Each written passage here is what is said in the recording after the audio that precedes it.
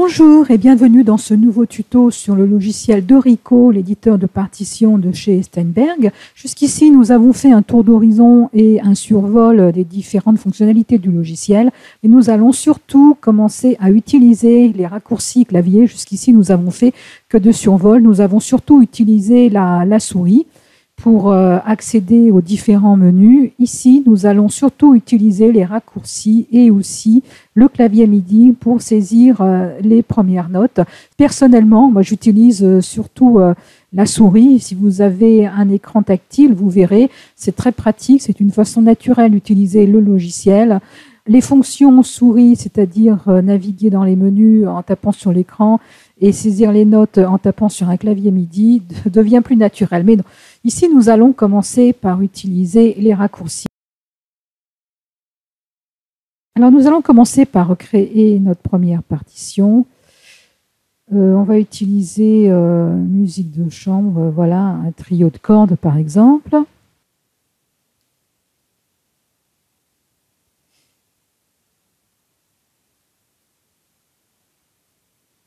Voilà, donc Dorico a commencé par charger les sons car nous avons créé notre partition à partir d'un modèle.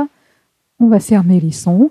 Et pour travailler sur notre partition, on va se mettre sous le violon et nous allons nous mettre sur une vue en mode défilé.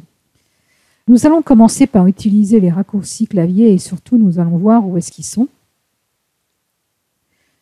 Nous pouvons les voir dans Préférences, raccourcis clavier. Nous avons déjà fait un petit tour d'horizon au cours de la précédente vidéo.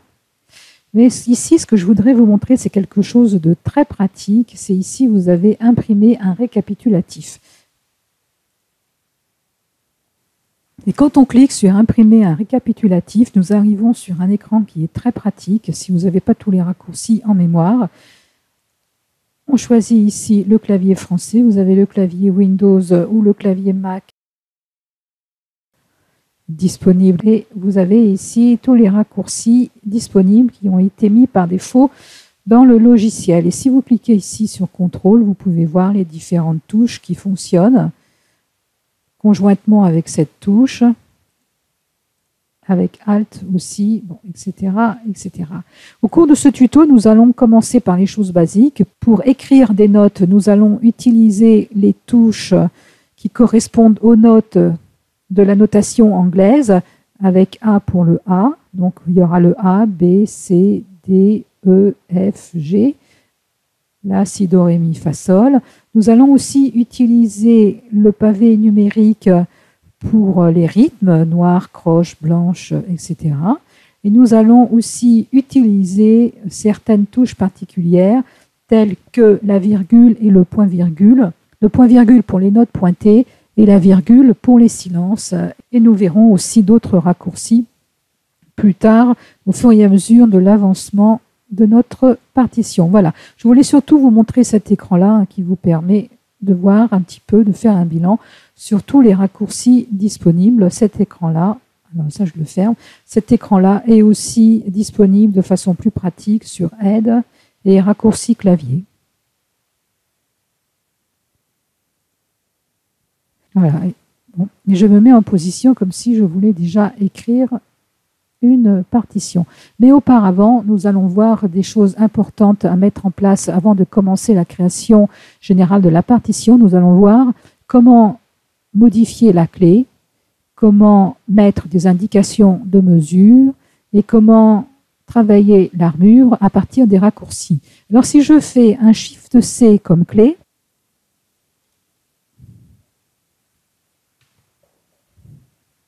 je mets ici une clé de Fa, ça se transforme en clé de Fa. Je voudrais remettre ma clé de Sol, donc un G, comme Sol en anglais. Voilà. Maintenant, au niveau des indications de mesure, nous allons faire un Shift M, M comme mesure, et si par exemple je veux mettre une mesure 4/4, hop, on arrive en 4/4 et le logiciel complète par défaut avec des soupirs. Si je veux revenir, alors bien sûr, hein, je peux mettre du 4/5 si je veux, du 5/4 par exemple. 5/4. voire 3-2. C'est tout à fait possible. Bon, ici, dans le cadre de notre formation, nous allons revenir au 4-4. Voilà, c'est très simple. Mais nous y reviendrons quand même tout à l'heure, car nous allons utiliser les anacruses et je vous montrerai comment faire. Maintenant, si je fais un Shift K, on va travailler l'armure. Alors, pour mettre l'armure, on travaille toujours en numérotation anglaise. Donc, si je veux travailler en La majeur, par exemple, ben, je mets un A majuscule. Et là, automatiquement, on a l'armure de un La majuscule. Mais si je veux travailler en La mineur, je mets un petit A minuscule. Et là, je suis en La mineur. Donc, dans le cadre de notre formation, on va travailler en Fa majeur. Tiens, je vais mettre un F majuscule. Voilà, on met un F majuscule pour travailler en Fa majeur. Et nous allons commencer par documenter nos notes avec les différents rythmes. Alors, nous allons au mode pas à pas, bien sûr. Nous allons commencer à saisir une croche en Fa, par exemple. Donc, pour une croche, je tape 5 sur le clavier numérique. Vous voyez, il y a la croche qui est sélectionnée. Et je tape un F pour mettre un Fa. Là, maintenant, je veux mettre un Sol. Donc, je fais un G. Et maintenant, je veux travailler avec des noirs. Je saisis un 6. Voilà, je veux un La, par exemple. La noir, Do noir. Alors, Do, c'est un C. Et je veux un Sol noir, un G. Voilà. Maintenant, je reviens encore en croche.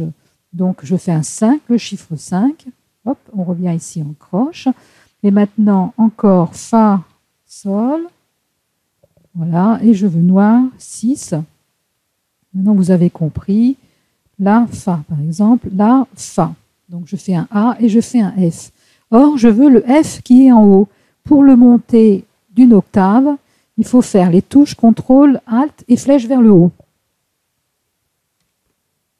Et mon Fa monte d'une hauteur. Si je le refais encore, il va monter d'une hauteur d'une octave.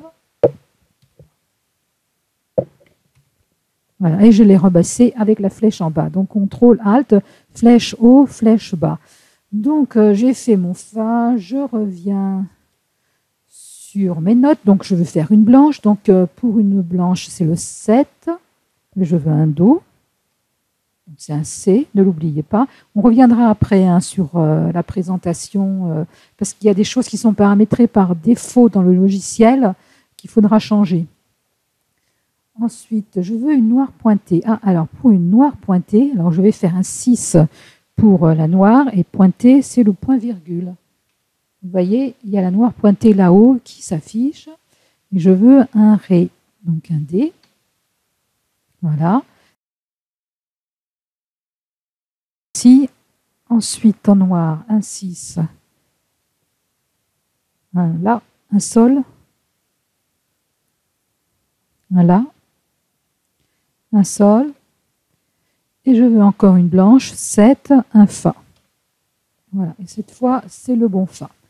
Alors, tout à l'heure, je vous avais parlé d'anacrouse. Si, par exemple, je veux que ces deux premières notes-là soient en anacrouse, donc je reviens en début de ma partition.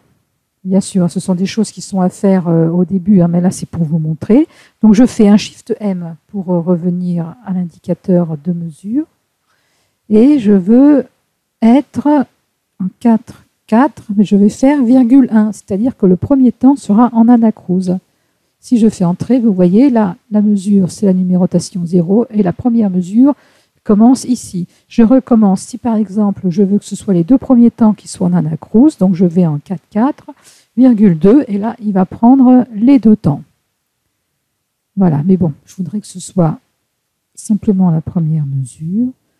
Donc 4, 4, virgule 1. Voilà pour l'anacrouse, c'est très facile, une fois qu'on le sait. Avant de nous quitter, je voudrais vous montrer quelque chose. On va se mettre sur le violoncelle, par exemple, voilà. Et là, je vais saisir en noir pointé, Fa, Sol, La, par exemple. Et vous remarquerez ici que vous avez une noire avec une liaison rythmique sur une croche. Bon, là, vous avez bien une noire pointée. Et là, vous avez en plein milieu de la mesure une noire en liaison rythmique avec une croche. Si vous ne voulez pas cette écriture-là, il faut savoir que par défaut, c'est comme ça que j'ai retrouvé le logiciel, vous allez dans Écriture et Options de notation. N'oubliez pas d'aller jeter un œil là, car vous voyez au niveau de l'écriture, par défaut, il prend les décisions. Les notes commençant sur un temps qui se termine au milieu du temps. Voilà, donc moi je veux que les noirs pointés soient des noirs pointés, et là je veux que les noirs pointés soient des noirs pointés aussi, et non pas une noire avec une liaison rythmique et une croche. Donc je ferme cette fenêtre, j'applique les modifications, et voilà.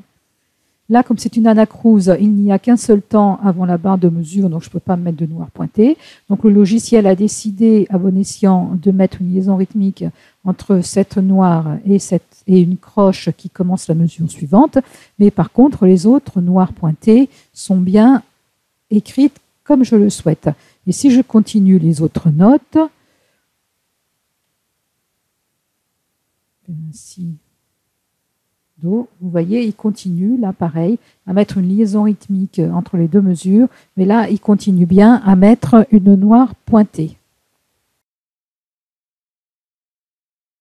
Je vous donne rendez-vous à la prochaine vidéo, car dans le tuto suivant, nous allons travailler les altérations, les liaisons et les ponctuations. À très bientôt, au revoir.